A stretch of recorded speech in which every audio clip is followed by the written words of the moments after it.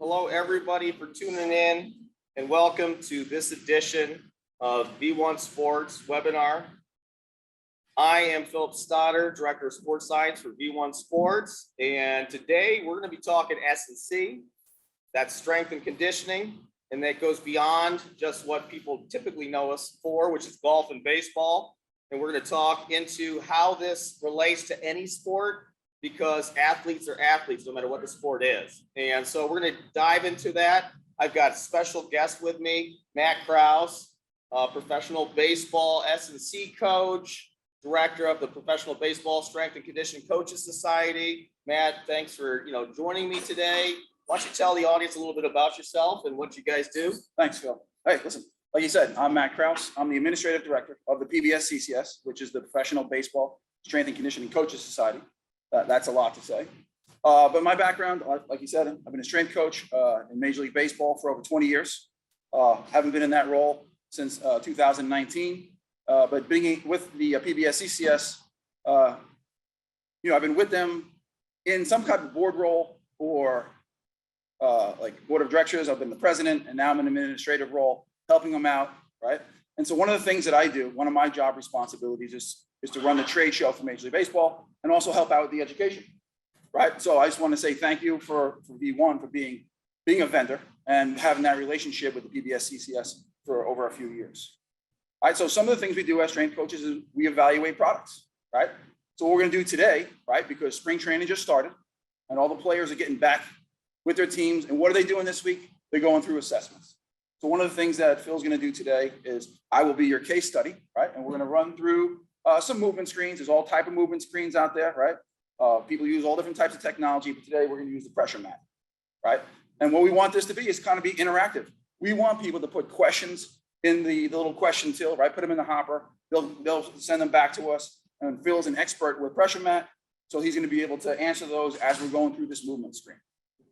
Yeah, so ask us any sports questions. If you're a golfer or golf coach, ask us that. If you're baseball, football, you name a sport, ask us those questions. When it comes to the S&C and the conditioning side, yes, there's certain things that we focus on more for other sports, but hey, we're all human and we all train in the same manner. And the three things we always have in common is us, gravity, and that ground. And that's why we're using the ground pressure today. But before we get started, I want to do a special thanks to Yo Murphy for having us here at his facility. If you guys could look around this and we could actually take the camera, you guys would be pretty impressed. This is unbelievable facility, and we're very thankful for him allowing us to be here and film today and go through this S&C approach to using ground pressure and video analysis within the V1 system.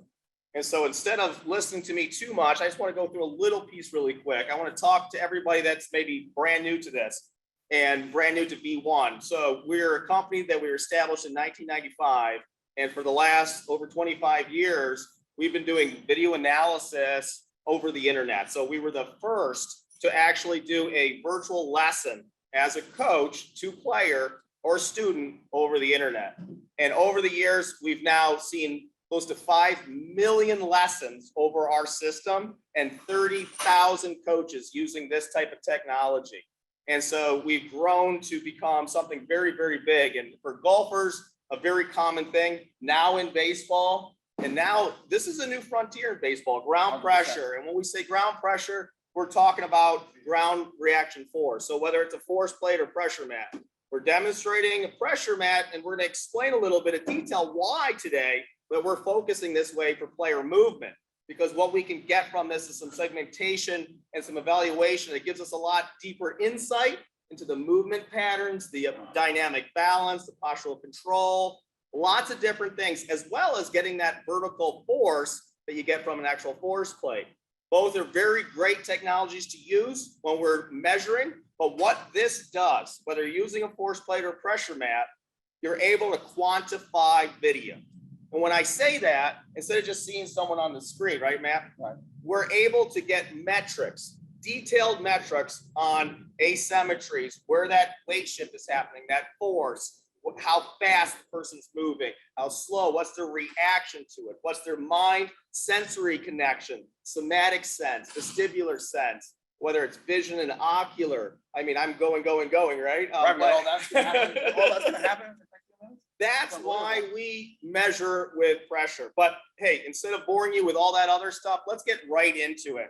And so the first assessment we're going to do is something that, whether you're a golfer, whether you're just a trainer, whether you're an athletic trainer coach, whether you're in baseball, if you're an on-base U, TPI, FMS screen, deep squat, right? We all know the deep squat. This is functional. This is flexibility. Well, I also want to, before we jump into that, I want you guys to know, like, listen, with the way technology is and the way the staffs are filled out with teams, pro teams, performance centers, right? This is available of the tech to look through and go through, like the strength coach, you can do this with their pitching coach, right? They might look through this with the athletic trainers, right? So this is not just assessments. You can use it for performance, right? And also for training, right? We're going to do exercises on here. When we get to the corrective side of it, you can do training on here as well. So there's 3 things that this, Matt, we're going to help you with, right? Right? We talked about doing the assessment piece. We're going to do a performance piece, right? We're also going to do some type of training, right? How are you going to correct me? Because I'm going to be, all right, again, like I'm your case study, right? So just so you guys know, I've been 40-year-old male has had a Achilles repair, which has caused some on and off calf issues. So hopefully we get some good results out of this. Yeah, right. And Phil says he can fix everyone. So I'm yeah, right. There you go. With no issues. No, exactly. So why don't we go into an assessment? All right. And so the first assessment, what you're going to see on the screen, and we're going to record it and then talk about it. Okay. So we're going to actually go live into this deep squat recording, and then we'll talk about what we're picking up with this technology, how you can use this to analyze the actual movement, how you can share this with your student, your athlete, whoever. And we're going to really be focused on a static dynamic movement right now. Okay. And it's based on function and form. So I'm going to switch places. You're going to go into that squat. All righty, you ready? Give me one sec. Go ahead and step on the mat. All right, so what you're going to see on the screen now is my setup. And so what you guys are seeing on the screen right now is Matt's pressure, right to left foot. You're seeing his velocity in the second graph, and I'm going to get detailed into that in a second, and then the dynamic force graph. But I'm going to go ahead and record a couple of your squats. So why don't you go ahead and squat?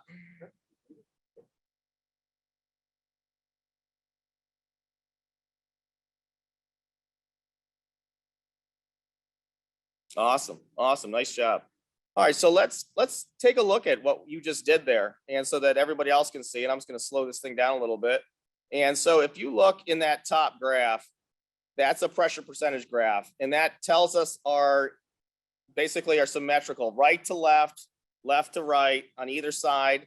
That's you standing on the screen. So it's, kind of flipping Matt around here. That little white dot is Matt's center of pressure, which is a center of force. And that's all of the different forces his body's applying into the ground against his body. And it's telling where that movement is. And is he swaying to the right? Is he swaying to the left? Is he going forwards? Is he going back? The percentage right now has him at 50-50. So right now he's evenly distributing his weight, 50% on his left side, 50% on his right side. On his right foot, if you look at the graph, there's 49% of force in his heel. There's 51% of force in his ball of the foot, the toes, we would say. Now on his left, look, there's a little bit different there. He's 70% into the toes and he's only 30% into the heel. So right away at this moment in time, as he's getting ready to squat, we're seeing a little bit of a deviation between each foot, which is really important if we're thinking about an athlete. We'll see how he actually goes through it and what it looks like. The graph below it is the speed at which his balance or his control, that white dot, is moving. So it's actually measuring and giving a metric at the rate of his movement. So we want to train fast and move fast if we're a football player. And so we want to see a rate of movement that can be controlled, but at a very high pace. And then that bottom graph is what you typically see on a force plate. That's a dynamic vertical force graph. So the line creates a bell curve, which is the impulse or the rate of development. The red line is his total amount. Yellow line is his left foot, and then the blue is his right foot. So if we go through that squat, why don't you talk me through it, Matt? And you tell me what you're seeing there as you're going through. Right, I was going to say, hey, let's go through it, because a lot of people who are not using the technology are going the old school, like the eye test, right? So what are we looking for? Is there a way to do a side view at some point, or? We could, and we have to refilm it. Yep. Okay. So we'd need 2 cameras, which we can set up 8 cameras at one time. and have all those different views. So a lot of times when you're in a coaching stance, you might be on this on the side, right? So when I get to that bottom angle, we're looking for that chin angle and the back angle, right? We want to make sure those look parallel. But from this front view, things that I'm learning right here, I'm looking at the dot and checking out my center of mass. We want that to kind of stay in the middle, correct? Is that what you're trying to? You got it. You got it. Get a feel for that, right? Yep. This is a bilateral movement, so we want to stay centered with it. If we're looking for weight shift or weight transfer, if you're doing a side lunge, if you're looking to do a rotation where you want to transfer your weight from one side to the other, you would want to see that actually move from one side to the other. But here we want to stay pretty centered. So we're anchored in and we're actually activating that posterior chain. And this is right, left? This is your right foot, and that's left. So Yeah. that's the opposite So side. you're So we're always looking at my standing on right the side. So screen. my right side, obviously, we're looking to get a little more symmetric. Yep. And then what we're seeing there is if you see the velocity. So as Matt unweights, okay, and Right. descends, all right, slow and controlled, nice and even. And you can see that with the white and orange line on that second graph, that velocity, it's centimeters per second. That's a low speed at 12 centimeters per second. So he's really controlling himself, lowering down. And then where does the transition occur? It's very controlled as well. And then what you'll see is he'll accelerate as he goes into the concentric phase and coming up through that. And the same thing happens with the graph. He unweights and then he explodes. Look how it peaks all of a as I sudden come right up, there. I'm going up more on my left than my right. Yep. And so we're seeing some asymmetric, recruitment on the one side. So he's favoring Which was my right side was my Achilles repair. So I'm There just you wondering go. if I'm just, without thinking about it now, am I consciously just moving more on my left? You got it, overcompensating to that side, knowing that that's going on there. So if you're doing an assessment like this, you're able to take in the information you need, quantify that information, not just say, hey, you look balanced or you look like Right. you're more in your toes. Well, this is objectively capturing that information. It's non-biased. It's something that gives you exact details on what's going on that you can share with yourself. If you're the athlete testing, you can Right. share with your student, with your athlete. And having this interface, you're able then to relate this story, just like we did Right. together, right? Yeah, just because of the fact that if I was doing it without the mat, I still look pretty symmetric going down, but I wouldn't know that I'm favoring Exactly. the left more than the right. So at this Exactly. point now, for coaching cues, if we're doing this, not just on the assessment side, but as a training side, that I could say, hey man, we need to, any of the athletes, right? We need to drive a little more down into the right side. Right. And if you see on the bottom graph, pretty even. When those blue and yellow lines match up, you're creating force symmetrically between the two. When you see those two lines split apart, that's what's telling you that you're not symmetrical and that you're not. So when you lowered, you kind of So went you're saying off, on the, right? And you on the can see dynamic it. vertical force, sorry to interrupt. Yeah. Just because we're looking at it too, right? We're all learning. By no far am I tech savvy, right? That's why I'm here doing this with you. So the line straight down the middle, that's The line straight down the middle, that gray line, that's your body weight. my body As weight. soon All right, as just so you everybody knows that's my body weight. As soon as you stood on it, the top red line that moves around, that's your total amount of force. Okay. Okay. And then what's unique here is then we have your right and your left foot. Okay. Okay. And so you're seeing the right and left foot stay together at certain points, which means you're creating the same amount of force in both feet Right. at the same time. And then that's where, these two lines. yeah, the That's blue and the yellow. Yellow You got and it. blue. Yep, making green, huh? Yeah, there you All right. go. And so when you see those two lines match up, that means the person's symmetrical at that moment. So Okay. whether you're in a squat, you're in a golf swing, you're in a pitching motion, you're cutting on the field, whatever it is, knowing that that force is being applied if you're bilateral and you're looking for that at the same time. And so it's a really easy way when you have a visual like that, not just say data points, to be able to see during this motion, we segmented out each side plus the total amount of force being applied. And you can see what's going on there as those two work together to create greater amount of force than your body weighs. And so if you're ever on a bathroom scale and Right. you go to lower down, your weight decreases, okay? Because gravity, you're not weighing as much. You're not pushing against the ground and gravity's Right. not pushing you down at the same rate. When you go to stand back up again, it makes that scale go up. Okay. That's what you're seeing in So that red let's- line. So let's just, for the audience, like, let me go back on there and let's try to replicate that. But then you use it as like a coaching tool to where you make some corrections as I'm Yep. going. Is Yep, is you that got good it. for everybody? That sounds great. So let me bring it back up on a live camera. We also have a question when you are after this part. Okay, sounds great. Sounds great. All right, so let's capture this again. And so we're going to go into that squat. You're going to make some corrections as I'm going to see if, what Yep. we're using as a training tool now Yep. or with your directives. Yep. It's not just the assessment. Yep. So before we even get started, let's go back into our heels a little bit more. Let's get ourselves a little more centered. Okay. Let's move over to your left side a little bit more. I'm sorry, your right side. Go to your right side. There you go. There you go. Now try to center yourself. You see that little white dot, Matt? Yeah. Use the interface. Try to get that white dot as close to that center point as possible. There, just Well, not recentered only you. am I There you go. Trying to fix my center of gravity. I got to see a white dot that's far away. So I'm also working my eyes, right? Yeah, so dual tasking. So we're asking a lot here. Now we're challenging you a little bit more. I'm going to try best I can. All right, No, I'm you getting got it. All right, to so the max. I'm going to drive a little bit more into my right foot. yep, and try You to ready? stay as centered as possible. Here we go. Am I pretty close? Yep, you're really See if I close. can Yep, maintain that. keep to maintain that. I'm going to drive a little more Yep, into my right. and stay centered. Yep. And then I don't want to overthink it too. I want the athlete to just do the squat and drive down. Right. In the beginning, the first two, I was kind of going real slow, trying to overcorrect, but let's Yep. just move. Yep. Let's take a look at what you just did. But before we do, why don't we answer that question that just came in? Yeah, so it's Kenny had a question on how much weight can be loaded onto the mat if someone wanted to use this squatting with a bar on their back. Yeah, no, great question. And that's what we talked about, right? So also for the training tool. Yeah, Okay. no, exactly. So, if you wanted to do this while you're doing exercises and pounding it up, it should hold at least over 1,000 to 2,000 pounds of pressure.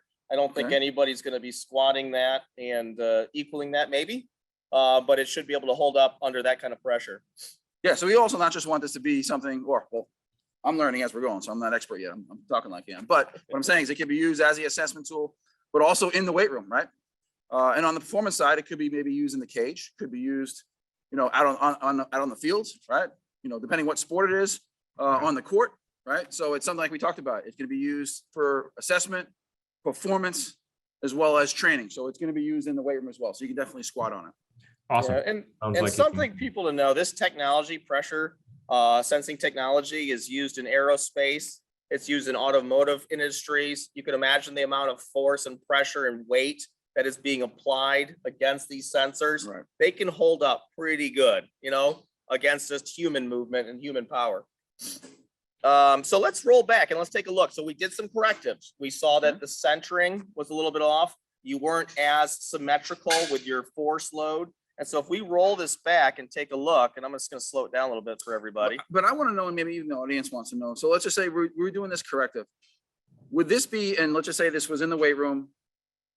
Obviously, the computer was a little further away from me, so I can't really see the dot as much. I'm using your coaching tool. But would this maybe on an iPad, like on a squat rack, right close for me to see as a player, right? Because I don't want just the coach to interpret this. I want the player to be able to use the feedback as well. So when you're doing it, using it in the weight room, I'm asking, is this something that you put up on the squat rack or a table nearby to where the guy can see it? Yeah, that's a great question. And so it's something that we do, whether we're in sports or even with medicine. One of the best ways to learn, and what we call it is proprioceptive, our awareness of our body's motion, right? And so with this and with the graphical impression and not just basing on data and metric numbers, you're able to visually see what you're doing. We're able to capture your feel, right? So what you're feeling is happening may not be what actually is happening, and something that you don't even sense is happening. For you as an athlete to recognize that type of information, to see that on the screen and to go, I had no idea. I put all my force into my right heel. I really don't feel that happening. Now the computer's objectively telling me it's doing that. It really changes my approach to how I'm going to work with my body. It's hard as a coach to cue that, and we can start to train it by giving you some different types of exercises to do that would then create correctives to get you out of putting all that pressure there. It could be a balance issue. It could be biomechanical. It could be sensory. It could be something to do with the way you're balancing and sensing your body in space, right? I just wanted to make sure that, that we're also, the feedback's also from the player, right? Yes. So that's No, something that for I think sure. is huge, right? When you're getting buy-in not just from your staff members, but from the players as well. They're going through this and they see that they're going to get the benefit of it. Right. I drew a line. It's not perfectly centered on you. See if I can't. And so what's really great about this technology, it's not just about grabbing the ground pressure, but actually seeing the deviation in the visual. So we're adding the video and you can see where you sway off that mid center. I have trouble lining that line up perfectly, but you can see now I put that line on the screen and you can see as you start to deviate out, how that actually affects your movement. And it's very minor on this one because we did so many correctives. Right. And we're also seeing that you lined up through that movement. Look at that line, the yellow and blue down at the bottom graph. Right. It's beautifully, very symmetric. And you're seeing it in two places here. The force that's being applied is symmetrical. Total amount of force is not, you didn't thrust into the ground that time. Now, if we do a jump test, and we could maybe do that next, a squat jump, you could then see the deviation in that, and you'll probably see the way you land or the way you jump to be a little bit different too. Okay. You want to try that? Yeah, let's try it. So you want me to do a couple of squats? We're going off script, people. We didn't have a jump test set up. We didn't have any script for this. This was something kind of last minute, the way this webinar kind of got set up. It wasn't, but we're gonna make it work. So if anyone wants to see something as far as, put it in the tilt. Yeah, no, definitely. If you guys want us to show some type of movement, let us know.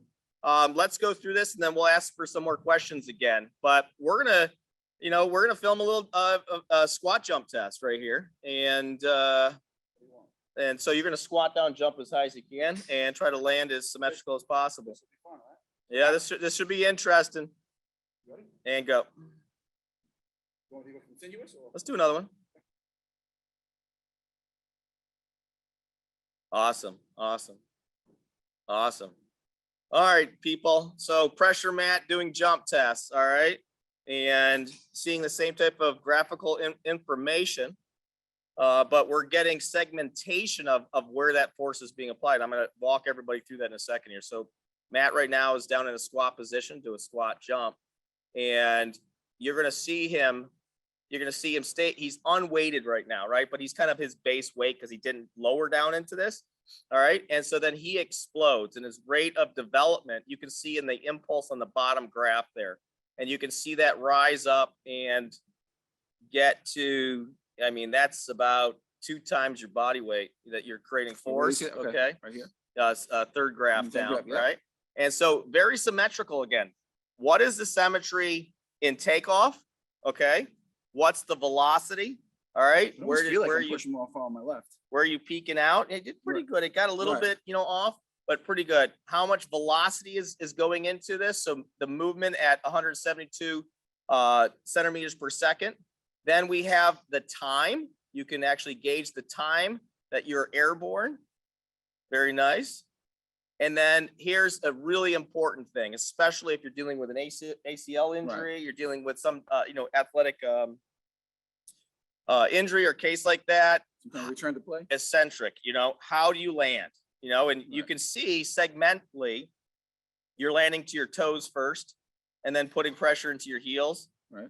All right. And so driving back down, and you can see that you favored to the one side and not the other. And you can see the yellow line and the blue line separate there. So at takeoff, at the bottom graph, right where my red line is. We have a pointer on the screen. Does everybody see that? Yeah. Can you guys see that?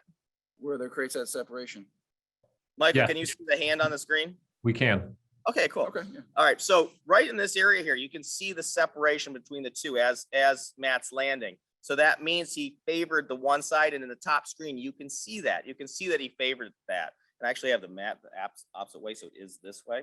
And so you went to that right side, and you can see that in your body there.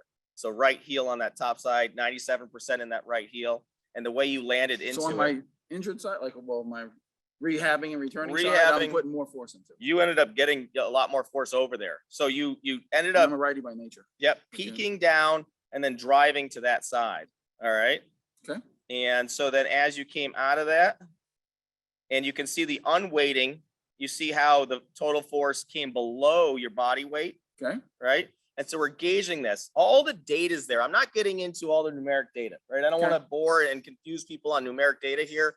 I'm getting into what you can visually see to understand movement and to keep it as simple as possible. So any coach at any level with any experience could use a technology like this. Top graph, where's the percentage? Was it heel to toe, right to left? With ground pressure technology, we can segment the foot down to heel and toe, which is really important.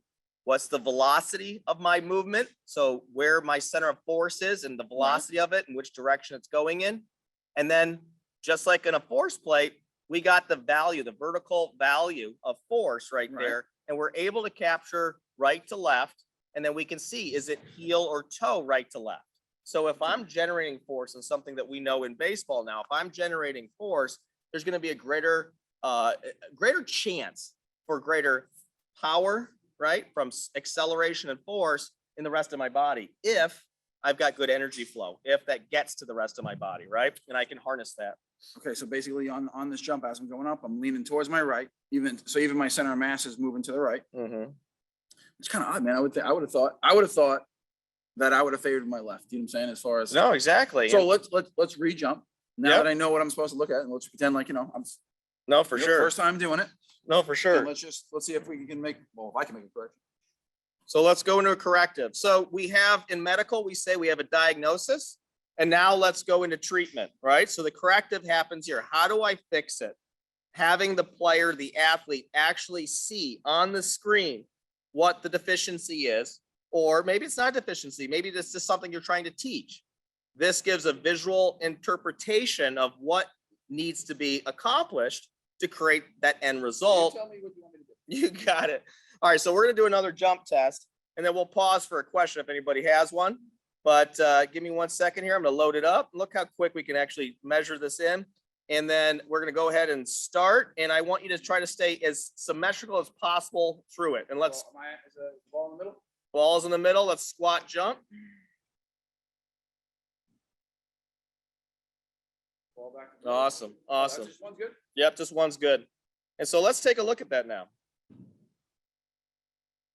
Michael, we have any questions as I'm getting ready to analyze this? Yes. So this question is from Dr. Mike. He said, many sports are unidirectional, throwing with one arm, hitting from one direction. Given that, how important is limb symmetry in your assessment? Yeah, no, for sure. No, for sure. So depending on what that sport is, depending on what the action is, if we need to get into understanding whether it's static balance, dynamic balance, support on that side, is it rotation to one side? And we have to understand, if we're talking to a baseball pitcher and we're actually analyzing this, we're looking for asymmetries. We're not looking for symmetrical movement. But if we're just analyzing someone trying to perform something that should be symmetrical, that same pitcher, even though their tendency is to train in an asymmetric pattern, we still want to see that they can perform in a symmetrical pattern. They have enough body awareness, control. They're using that cognitive sensory as well as that biophysical sense to be able to control their body for the command, right? Correct. And so we want to be careful on how we train, because we don't want to take someone that we're looking for an asymmetrical movement or one-sided, or however you want to kind of state it. Definitely tend to look at it. Right. But that is through their performance, but through the training of their body, we need to make sure that they can accomplish and go through some of these screens to create, less chance for injury. Right. I think that's number one, because as you know, Matt, an injured athlete is not on the field and not playing. Right? Yeah. So we want to think injury prevention is our number one goal, right? Correct. Always. Number two, then let's create an elite athlete out of their skill set for what they're looking to do as their performance metric, and then based on their just human movement metric as well. All right, so let's break down this this jump here. And so this time we started at in the loaded unweighted position. So here you went into the unweight, and you can see how that immediately dropped. You kind of like took a real quick, and you see that a lot. This dip right here at the bottom. Okay. So let me put this little, I'm stuck on that. That's live video for you. All right. So this area right here, as Matt goes to unweight and create this below his body weight, and it'll happen really quickly. You see, you barely even moved, right? You just did a little bit of a hinge there, Right. and you started down into that. You kept your center because you were focused on it this time, Right. right? And we're able to then drop into that position, and you were able to stay, and you stayed for a second. You can see how it leveled out there. So you stayed body weight. It didn't Right. just drop and jump, right? Okay. So you actually got into that position, and then you came out of that position. This is where you actually created that force into the ground, Right. right? And then you gradually got into your toes. You see how you went into your toes Yep. there. So you started heel. We want to know where the force is being applied. It started heel, drove into the toes, stayed symmetrical, stayed even. We're at 93 in the toes on one foot, 92 on the other. I'd say it's some good symmetry right Right. there, right? So you're going to have a lot of explosion And then I here. wound up saying longer on the right foot, just a slight bit A longer. slight bit longer, right? You can see that, right?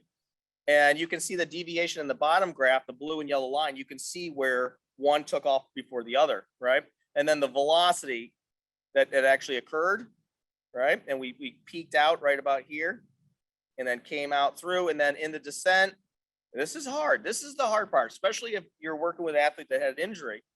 As I descent into it, can I stay loaded that way?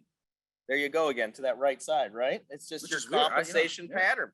You probably spent a lot of time rehabbing it, that you focused on it so much that has become an actual side you go to because you put so much attention to it. And that can I happen. never had issue, right? Then wound up having the surgery, and then just over the last 2 years, the on and off Mhm. of the calf. And Yep. now it's not just on the Achilles. The calf has been bothering me on and off. Right. So And the tendency just the is management of it. no, for sure. And tendency to the coordinated side is not typical for balance and stabilization. That's typically to the uncoordinated side. If you're kicking a soccer ball, you're going to stabilize with the non-coordinated side and then Right. use the action leg, you know? And so after injury, this is something we see a lot. And if you asked any of the PTs on here, they tell you the same thing. They see this type of tendency. But it's great because you're the athlete now. Right. I was the coach. I informed you on something you didn't expect to see. And we were able to work through to know how we, progress through your training to create some more symmetry there so that you don't re-injure Right. that side, right? That's the battle. All right, so let's go into another one. Let's go into balance. How Okay. about we work on some balance and single leg balance? If you're a baseball player, even if you're a golfer, weight shift, weight transfer, shifting, yeah. right? I mean, that's a super important thing. So let's bring this camera back up again.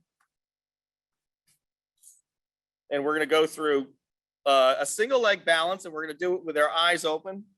I'm giving away a little prelude to what's coming next. All right, so what you're seeing here is we're going to get ourselves centered on. So let's center your foot on there. Let's put your foot right in the center. I'm going to allow the system to center you. Okay. And then I'm going to run the test. And so go ahead and try to stay stable. Okay. Keep holding it there as long as you can. So this is my right leg. So this is the Achilles leg. This is Achilles leg, but your favorite leg, we found out. And so, if I'm a baseball pitcher. I don't want to break the Yep. action, but you want this with shoes on, shoes off? Yeah, so let's talk about that. Your resolution is going to be greater if your shoe was off, but it's okay. We don't have to go there right now. So you can do either one. yep. Yeah. And also the shoe is a support tool, right? So if we took the shoe off, we're going to see a greater resolution, meaning you're going to be able to make out what a foot looks like. Right now it's the bottom of your shoe. And that's why it's that, that coloring on the actual screen. And what you're seeing on the graph there is now, instead of each foot, each side of the foot, we just segmented down. So right now, Matt on his right foot, and so the toes are pointing to the bottom of that percentage graph. This one up here is Okay. heels to the top of the graph. Okay. We're seeing that to your pinky toe, you're putting 76% of your force or pressure. That's pinky toe. Yep, Okay. you got it. 24 into the big toe. And if we want you to get into a little bit more of the, the big toe, the great toe, you're seeing that on the inside of the foot. You're getting that kind of, pressure with a 24-76, but heel to ball of foot, Matt has a tendency to get into the ball of his foot. He's not really super centered, right? You have a tendency to get forwards a little bit there and hold that position. And it's pretty similar on either side of the foot. So if we're saying valgus or varus in the forefoot, that's what you're seeing there. And that's at that moment in time, right? So let's see if we just kind of roll through it a little bit. You're holding that center. It's staying pretty on average, but there we're seeing a little bit more tendency to the outside of the foot. But Okay. we're seeing segmented ability to control where that pressure is. And if I had you go into a lateral lunge, or I had you go through an actual sport specific movement, I could see your rate of development as well as your force development and pressure development, your contact area. Right. If I'm a pitcher, I want to be able to generate and keep pressure in my heel, but then evert the foot. So I stay on that inside of the foot to drive and create horizontal force, right? And a lot of these things could be whatever movement if you're trying to move in a lateral space. You see that in that second graph, your velocity stayed nice and low. That's what we want to see there. We don't want to see you like moving all about, right? We don't want to see you kind of like shaking all about, because that tells me that you don't have very good stability and balance. And we want to see, again here, side to side, you're going to see that bottom blue and yellow line separate, because that's side to side of 1 foot now, not both feet, right? But your total amount of force stayed pretty even, but you were wiggling back and forth a little bit, right? As we get up in age, we move a little bit more when we try to stabilize. Hey, I'm 47. It's okay. I get it. But that's what we're seeing there. Questions, Matt? What are you seeing?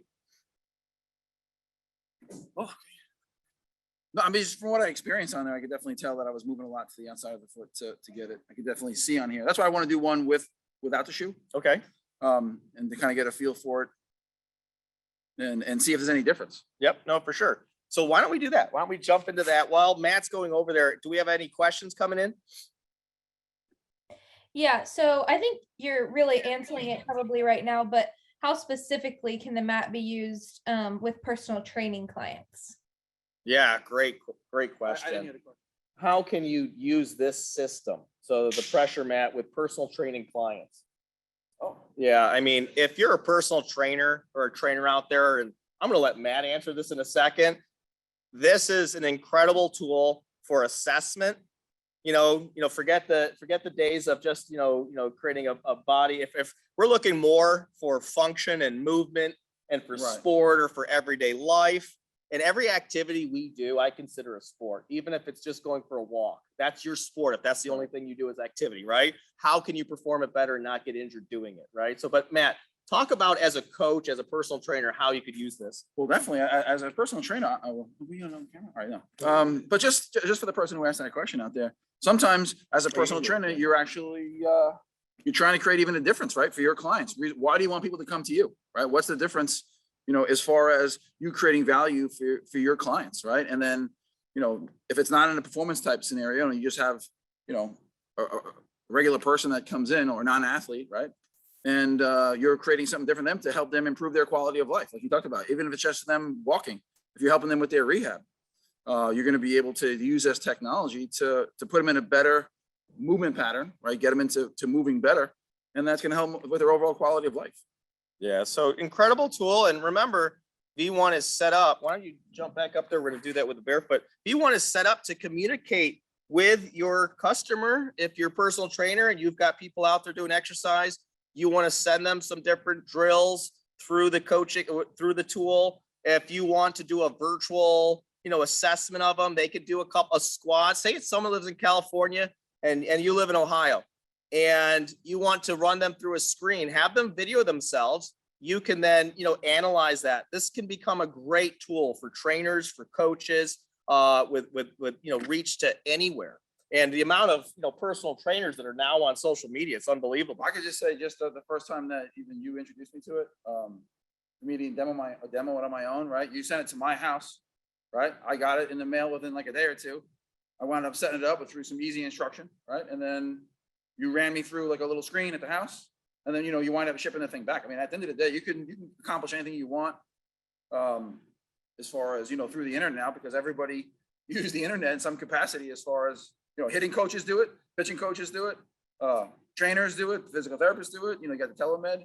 Everybody uses the internet in some capacity at this point. Yep. So why don't we go shoe off? So now you're going to see a little bit better resolution. We're on a turf here, but you're going to start to make out a foot a little bit better here. Yeah, no, I'll move. Sorry. And so when I hit that button, you try to stabilize. You tell me when you're ready. I'm ready. All right, here we go.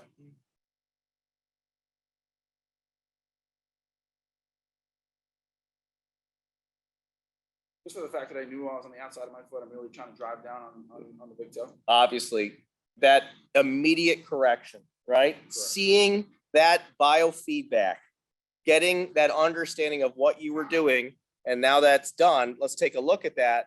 Now, with the shoe off, you can see how well you were able to stabilize, and also look at the resolution. Now you start to make out the foot a little bit more. You can see that big toe show up on the screen. I mean, this is The really little dot right good. there? Yeah, that's your big Okay. toe. So we're really understanding it. I mean, and there's a lot of trainers that really focus on that, right? Right, for propulsion, things like that. I want to see if that's happening, right? If I got the 5-foot mat out and I took 4 steps on it, how is my gait mechanics? How is my takeoff? If I'm working with track stars or track athletes, I'm sorry. How is my movement from stop to start? I mean, those types of things. How am I decelerating? All of that, down to that segmented piece of the foot. And then again, what's my velocity of that actual center of force? So my center point and how I'm interacting with the ground. Look at you. I mean, you're at 0 lateral side to side. Right. And -2, meaning going towards for here, because we're going opposite to your toes, just a little tiny bit. Right. The speed of your body's movement, right? That's what we call sway.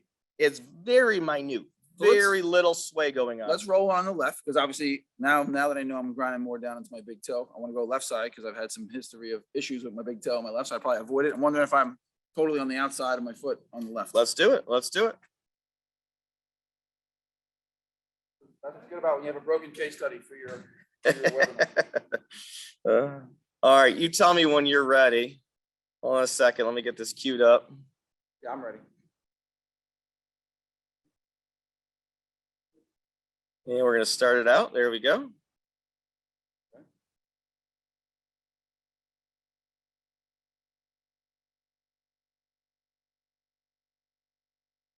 Very cool. I saw something. I'm going to let you take a look first. I don't know if anybody at home watching right now, they saw what I saw, but let's see if you're seeing what I saw. So I'm on my heel. I don't see any toe at all. Now it's starting to peek in as we go.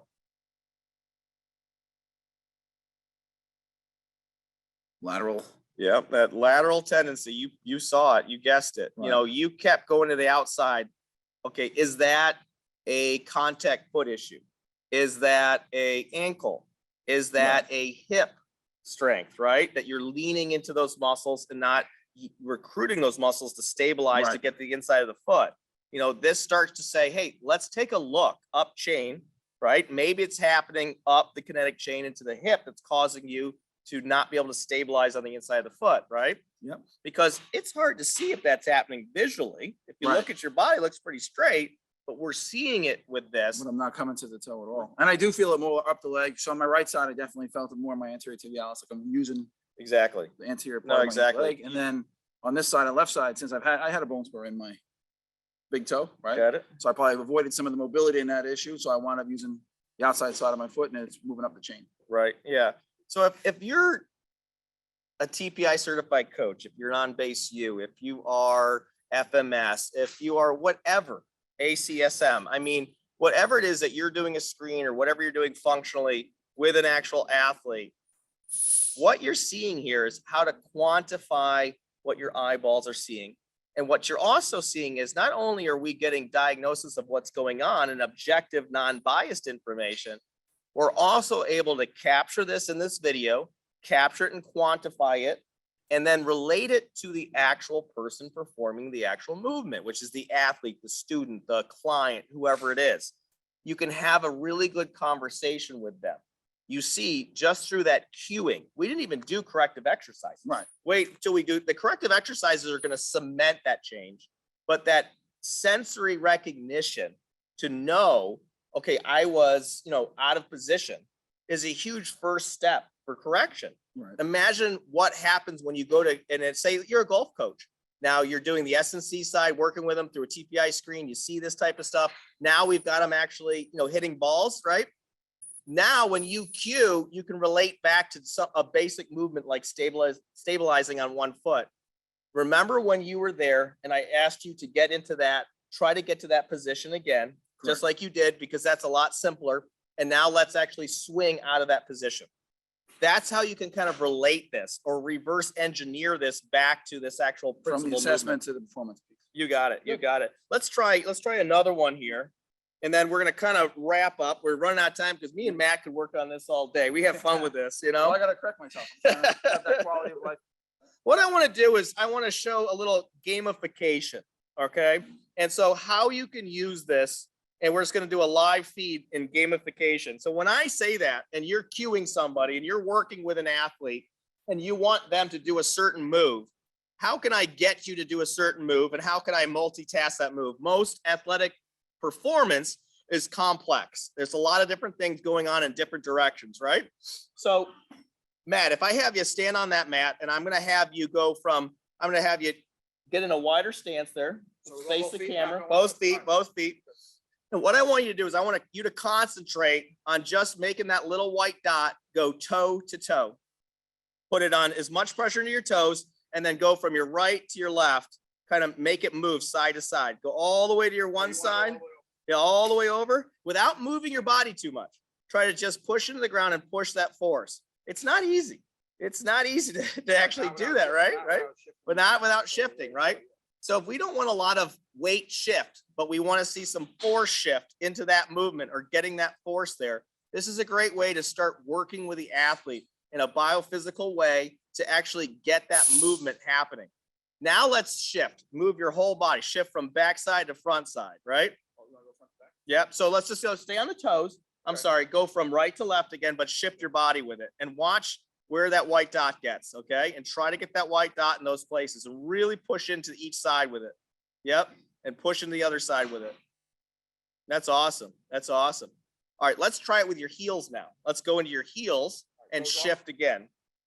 Yep, shift side, shift side, shift side. I know it's hard, but this is a great way to train that, right?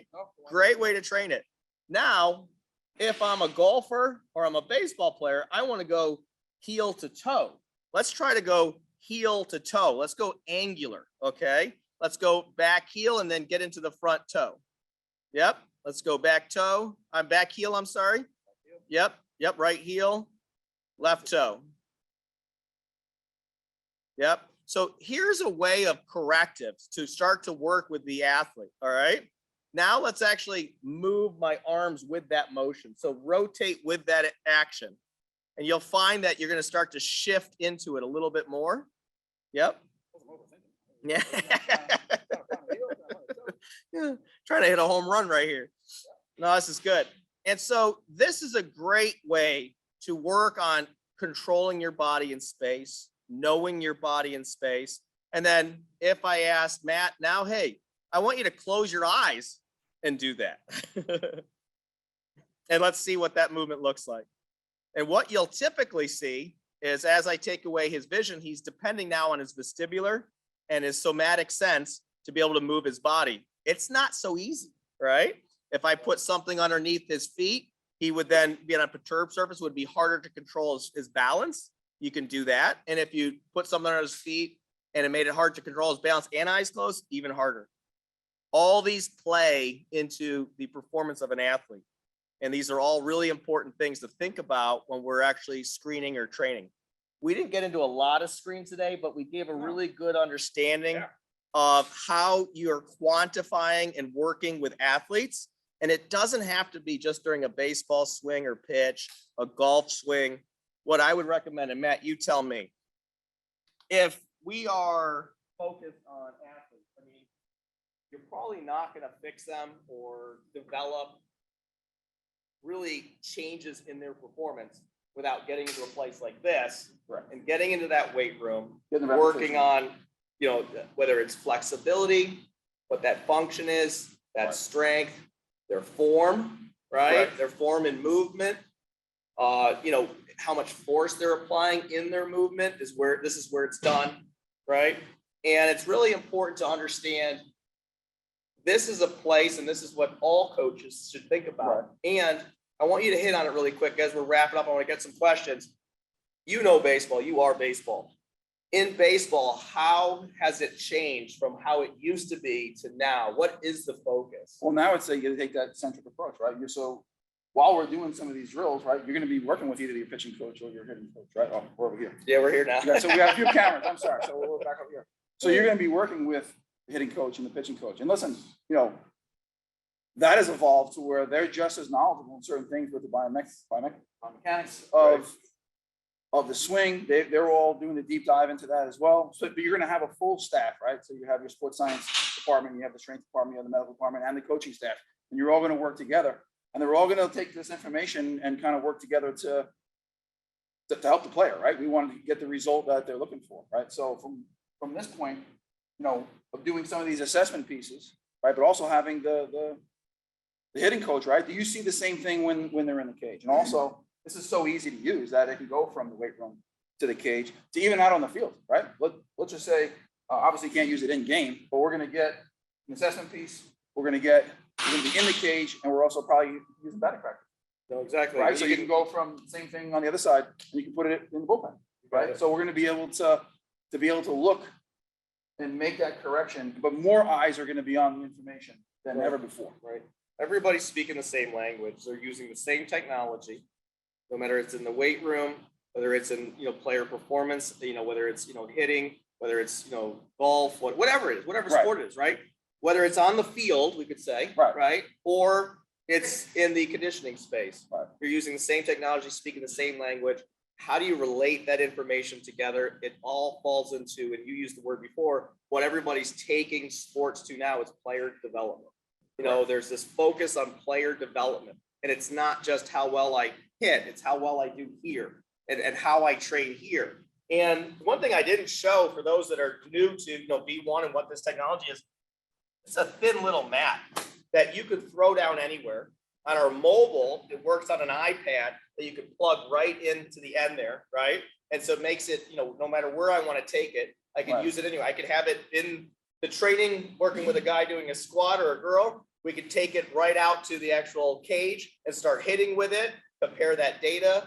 Really super, super, easy to connect and work with. Well, one of the things, right, as we're evaluating all these new pieces of equipment that are out there, right? That's part of our job as a strength coach, right?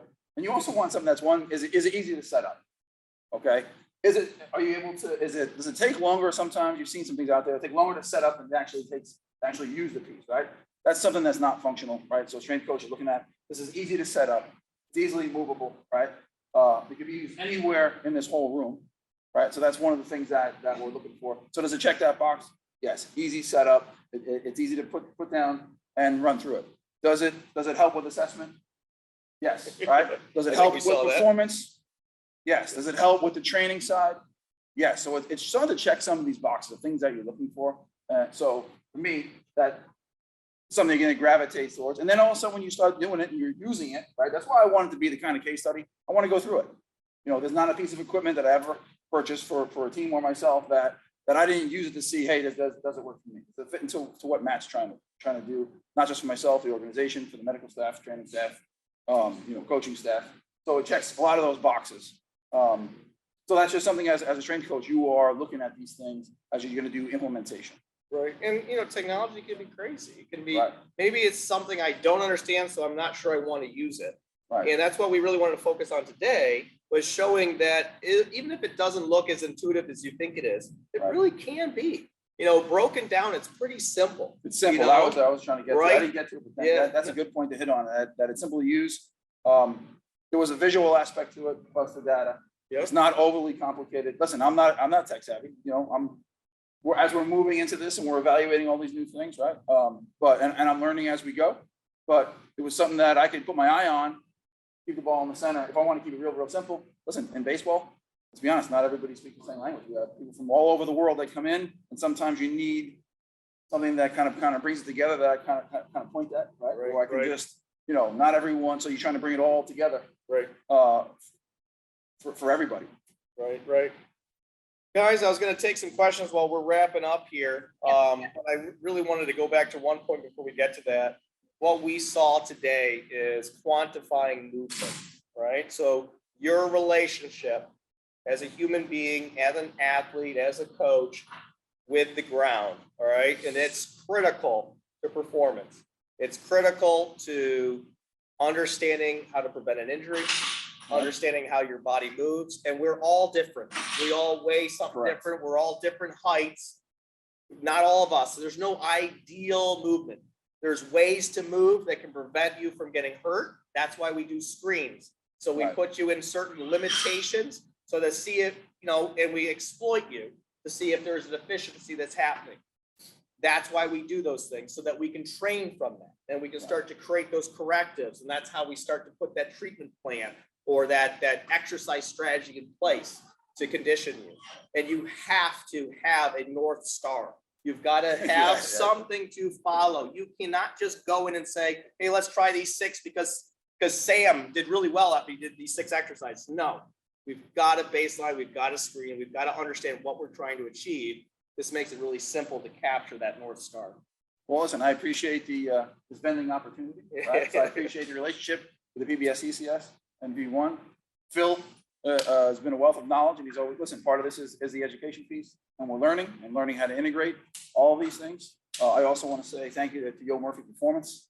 I can't say right now that, it's one of the premier places in Tampa to come train, not just from Tampa, people from all over the country, all over the world come here and get better. This guy does a great job with the way he implements the program. And I would say this on a personal side, there's never been a time I walked into this facility, him or a staff or a reflection of good people, quality programming. And I know people here are getting better. So I appreciate Yo for letting us use this house.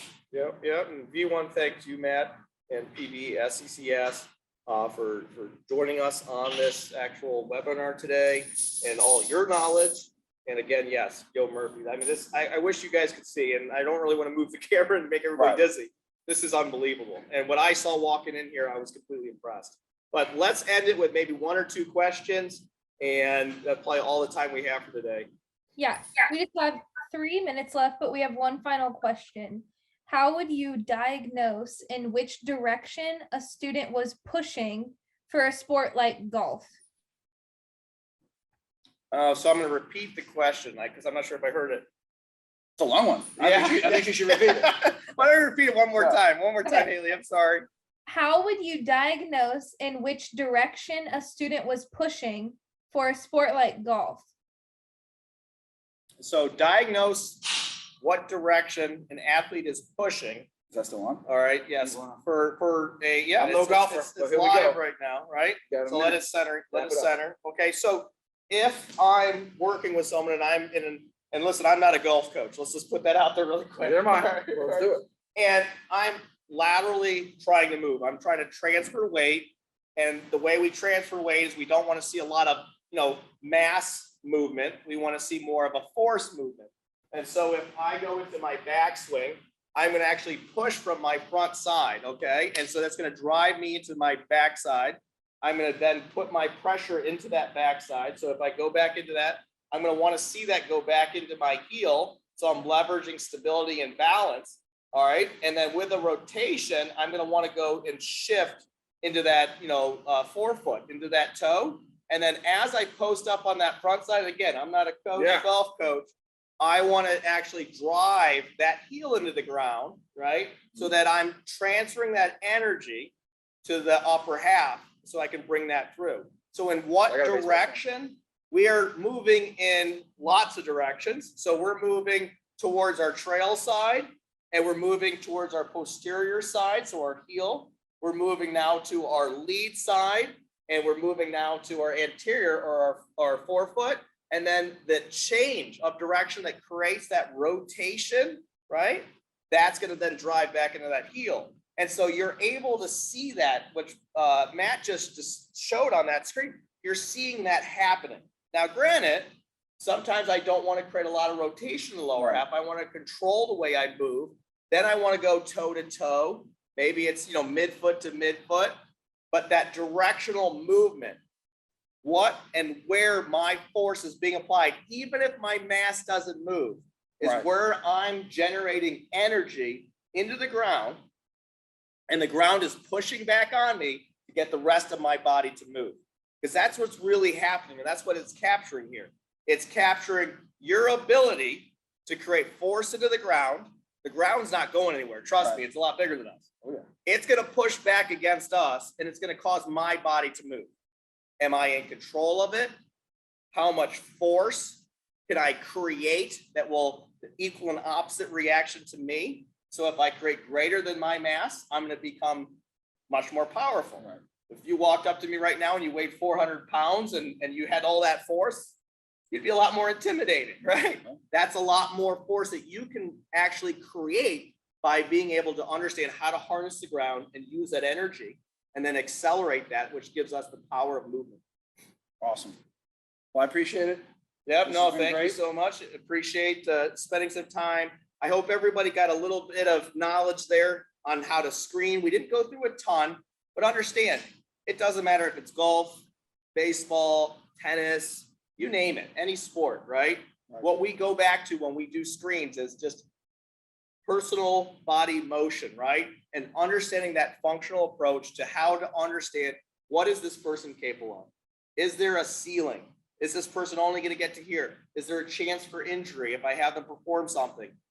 By doing screens, you're able to then understand when they go to perform how they're going to do it. And it's the easiest way to be able to compare and understand what correctives that person should do. B1 Sports, that interface there allows you to capture that information so you can break it down in a very simple way and analyze and quantify. We've got to not always be subjective. We don't want to replace a coach, but we want to augment your decision making when you're screening to make you more powerful and give you a better chance to improve your athlete. Well, Phil, thank you very much. Yep, you It's been got it. awesome. Yep. Thanks everybody for tuning in, Thank you. and we'll see you next time. Thank you, everybody.